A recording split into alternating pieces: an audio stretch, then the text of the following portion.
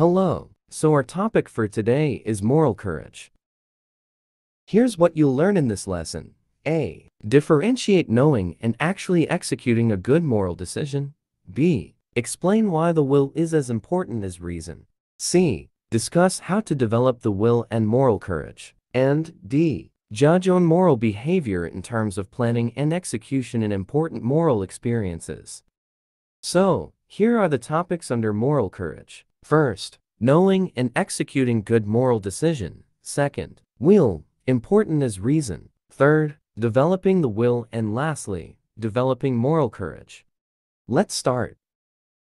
Knowing and executing good moral decision. What is moral decision? A moral decision is a choice made based on a person's ethics, manner, character, and what they believe is proper behavior. These decisions tend to affect not only our own well-being, but the well-being of others. It means that moral decision is very important in one person, because in one moral decision it may affect not only their self, but also in others.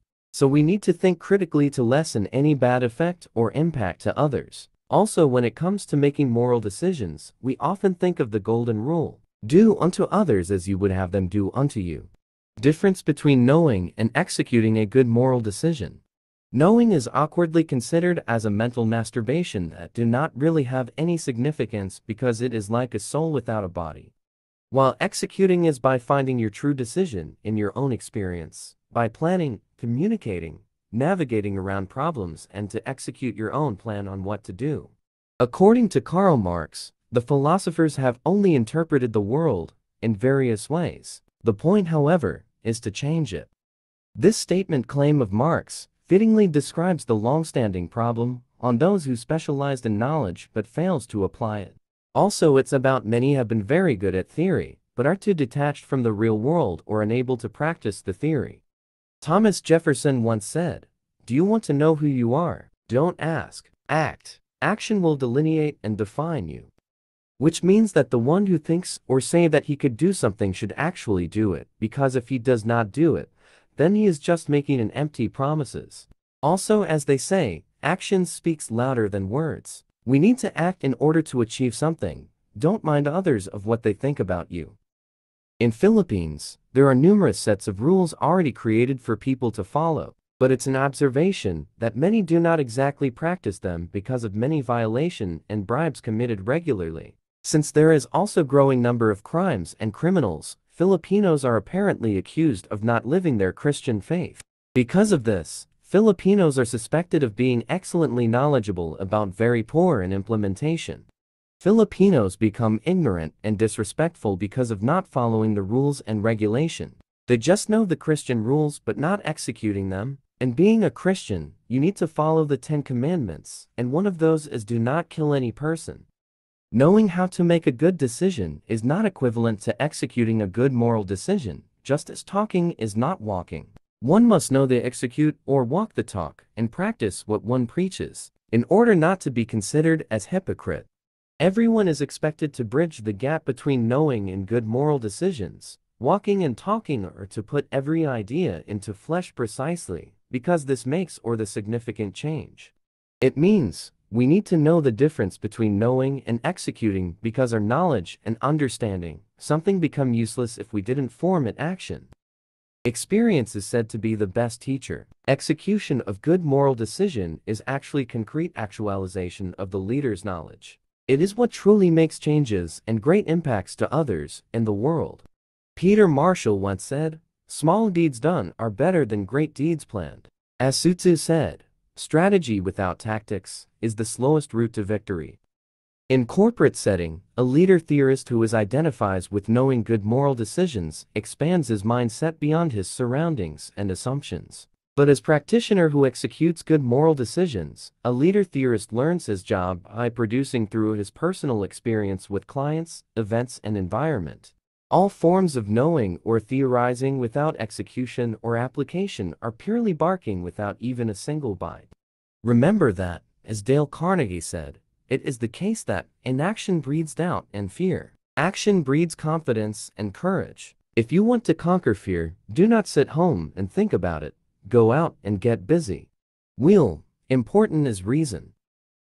Why do most people admire and respect those who are not good at theory or knowing, but also in practice or execution of good moral decision? It is not because they are identified with the great success, but because they do not only manifest good reasoning, but also the power of the will. Reason may have long enabled people to discover truths and laws from nature, but will have also been improving lives, conquering natural disaster, overturning difficulties, solving problems, and attaining victories. Reason and will are both antithetical and interdependent concepts. Through reason, one is able to understand how one should behave in respect of others being around him. Whereas, the will is the faculty of the mind, which chooses a desire from among the various desires present during a decision-making. According to Thomas Aquinas, reason is command that guides human behavior, decision-making, and the will. For Thomas Aquinas, reason is the inborn intelligence that guides the will in choosing a good end and the most reasonable choice. Thus the will is presupposed to be dependent on reason. Why the will does not operate independently without reason? It is because the will needs reason to set up the right goals and to know how to reach goal. The reason is greatly needed by the will to ensure that goals are clearly defined. It needs to create practical feedback that encourage authentic response of the will. According to Serres, the human mind is intelligent enough to understand and see a possible outcome in the end of that chain actions, and the human mind naturally desired the best option of those outcomes. Serres believe about the importance of human mind because it control and coordinate action and reactions, so that we can accomplish certain goals with the positive outcomes. Minovic 2017. Serres and Thomas Aquinas agreed on the idea that the free will of the human mind was reflected in the desires that human felt when assessing between which choices to make in situations that offered several possible outcomes.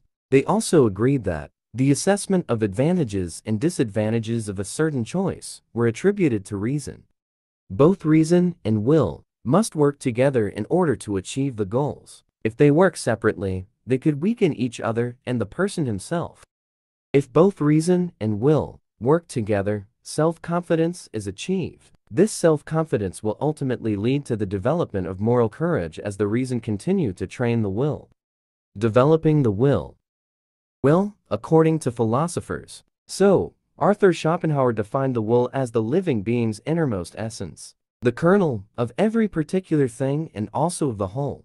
It appears in every blindly acting force of nature, and also in the deliberate conduct of man. So, as a pessimistic philosopher, he argues that the nature of the will is constantly urging, striving, craving, and desiring, such that even with successive goals, there is no permanent satisfaction. The infinite act is a free will that does not need any reason or determination. Next is will, according to Friedrich Nietzsche. He defined will as will to power. Will, according to Friedrich, is the process of overcoming, reinterpreting, reinventing, creating, enriching, and strengthening oneself without any negativity or resentment. It is fully owning and obeying oneself with courage and pleasure. Thus, will is basically a development more than or greater than oneself. So, how can we develop will to power or will power? We can develop will power through mental training. How? This mental training occurs as a reason which consistently disciplines the will. It develops willpower through active self-discipline in goal setting in order to bring tremendous benefits. Next, let us move on and find out how the will and self-discipline is connected. Let us first define what is self-discipline. Self-discipline is the capacity of the will to give up instant pleasure for a higher reason and better goal. It is also the ability of the will to be motivated by reason in order to control thoughts and actions for improvement.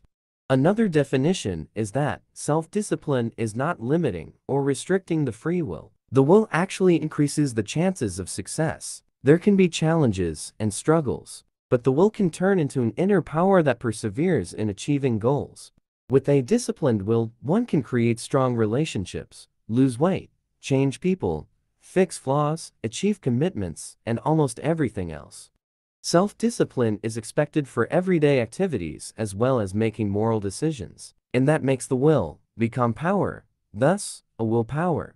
Remember, that the best benefit of training the will is eventually the development of moral courage, which also becomes the very source of the will to choose what is good and reasonable. Moral courage can be considered as the inner power of a well-developed will. Developing moral courage. Moral courage, for Aristotle, is the mean between fear and recklessness. For him, those who are overly and unnecessarily afraid in the face of danger are called as cowards, while those who are overconfident and stupid risk-takers are reckless people. His point here is that a morally courageous man combines fear and recklessness by being fearful and confident for the right reasons. For Miller, moral courage is the commitment to standing up for and acting upon one's ethical belief.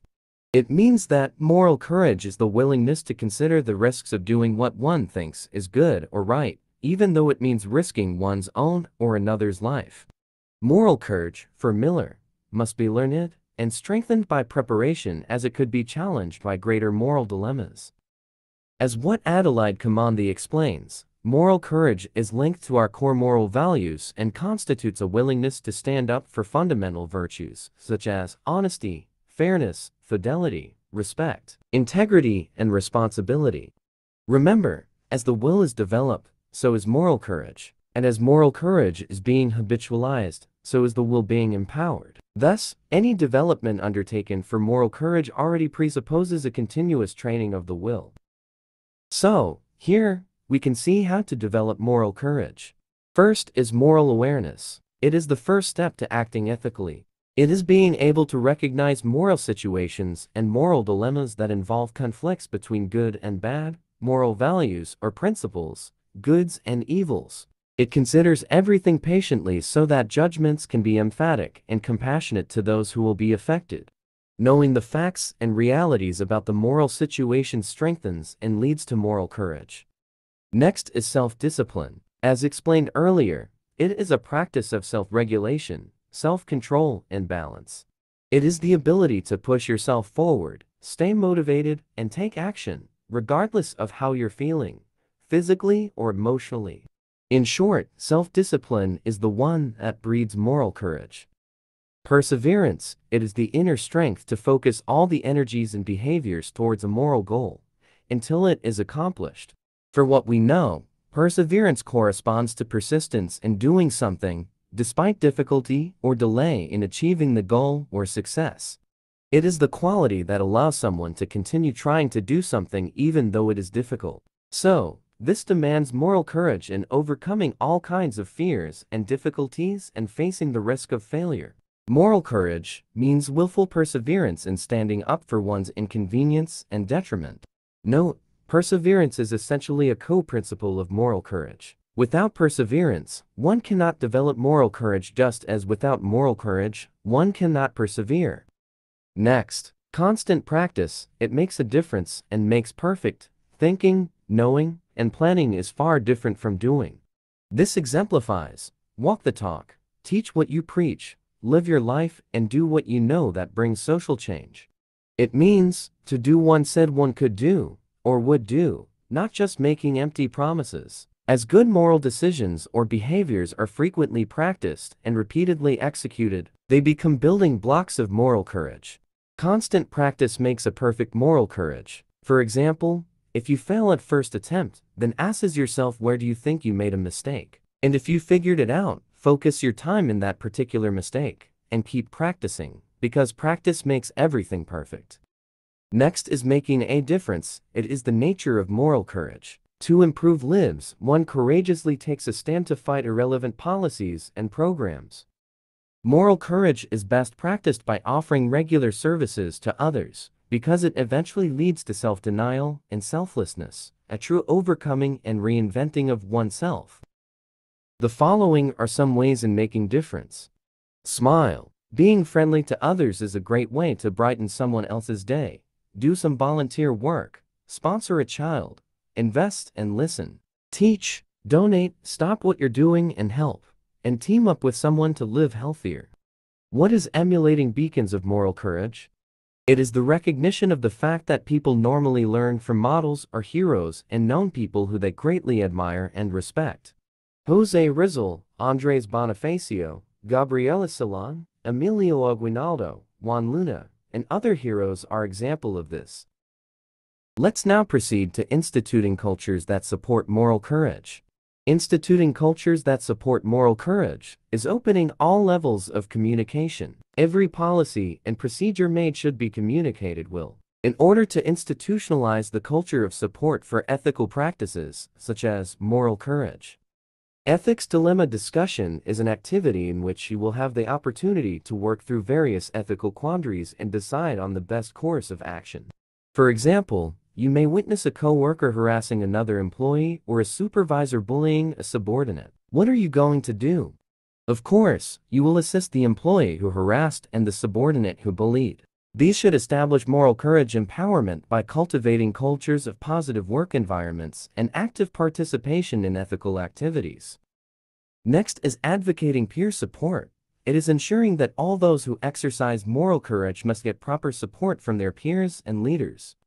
Peer support refers to the process of giving and receiving encouragement and assistance in order to achieve long-term recovery. Peer supporters receive moral courage, emotional support, knowledge sharing, skill teaching, and practical assistance from their peers. Morally courageous action will always be supported by more than one peer. Okay, that's the end of our lesson for moral courage. Hope that you learned something. Thank you.